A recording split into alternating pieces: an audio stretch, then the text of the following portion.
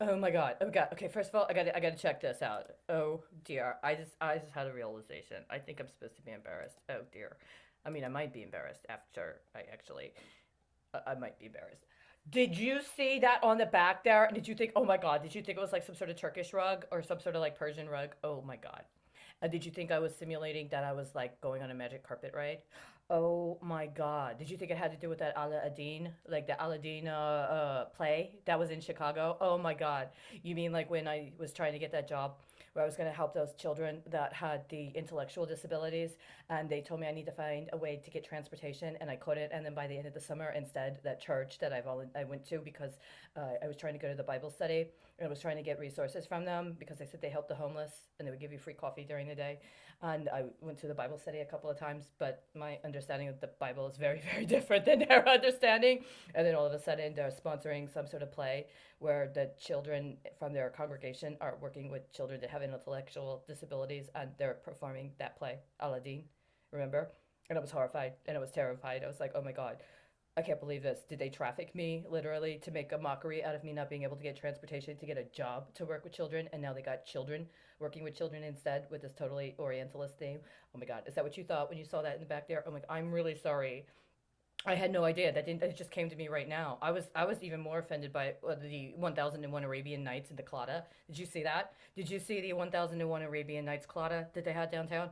Did you know the Junior League makes a lot of cookbooks? Why didn't they let me see a cookbook instead of the 1001 Arabian Nights Clada? Why didn't they do that?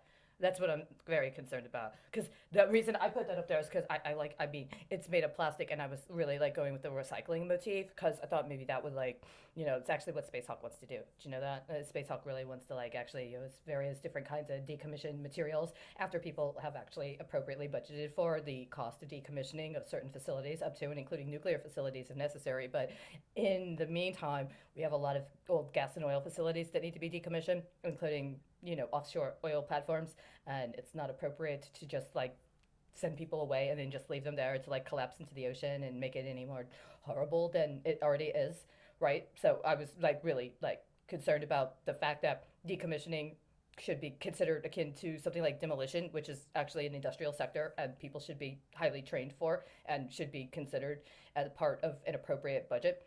And as a matter of fact, I actually said something to that effect in like 2016 when I put this stuff on this blog I had where I said I might want to run for political office, and there was all this discussion about how uranium was leaking into the water system and all of these places that were downstream for these old uranium mines, and their relationship and concept of what to do about it was to try to get charities and nonprofit organizations to help them develop gardens, including butterfly gardens, hoping to attract pollinators while they tried to do something that was environmentally gentle as a sort of offset to the radioactive contamination in the area. Whereas I was like, why were they allowed to let those corporations get out of town when they just left their dilapidated facilities? And why is it not a requirement that anybody's that is engaged in any sort of natural resource project or natural resource extractionist tendency, or anybody that wants to be in that sector doesn't have to appropriately demonstrate their compliance with some sort of standard around decommissioning of their facilities after they've outlived the lifetime of their facilities? But then we'd have to go find Gray.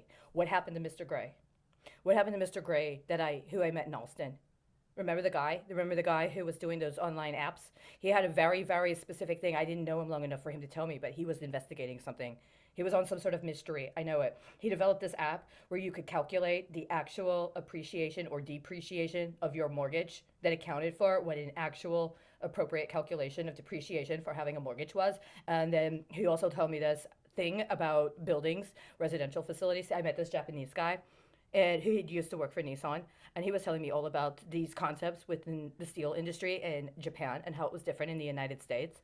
But after I met him, I met this guy who was talking about it in terms of the real estate market. That like they make houses and they make certain structures with an expectation that they have a certain life, and then after a certain amount of time, they're actually supposed to be decommissioned.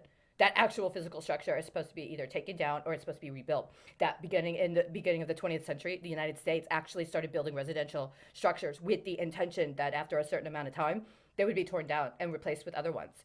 And I'm not sorry, just so you know, not yet. Even talking about refugee camps in other countries, I'm talking about right here in the United States. They developed these buildings, they built them specifically, understanding that after a certain amount of time, they were going to have to tear them down and replace them. I think the understanding was that at some point we would achieve some sort of level of industrial development and production and we'd be able to provide for people with a different standard of living. And hence our structures would be better and our standard of living would be better. So it was okay to build temporary facilities, even if temporary was a couple decades or maybe even a century, with the understanding that at some point in time we would have been civilized enough that we would have made sure to prepare enough people to assist with that transition.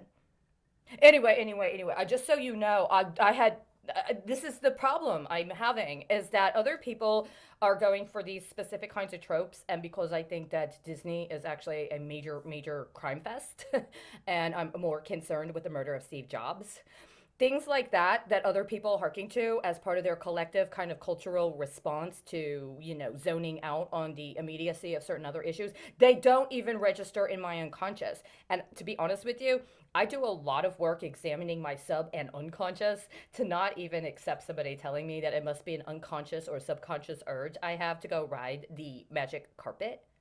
But I am very interested in the derivatives associated with gas and oil production and how they may or may not be involved with inappropriate budgeting for the necessary decommissioning that's supposed to be happening now.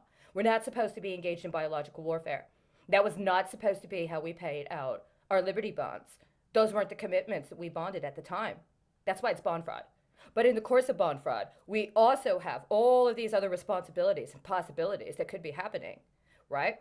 So those old guys don't have to only be limited to talking about food all the time, right? Especially if they know all these things about the intricacies of the derivatives market going all the way back to the late 70s, early 80s. That is vastly important and wealthy information. We absolutely need that now.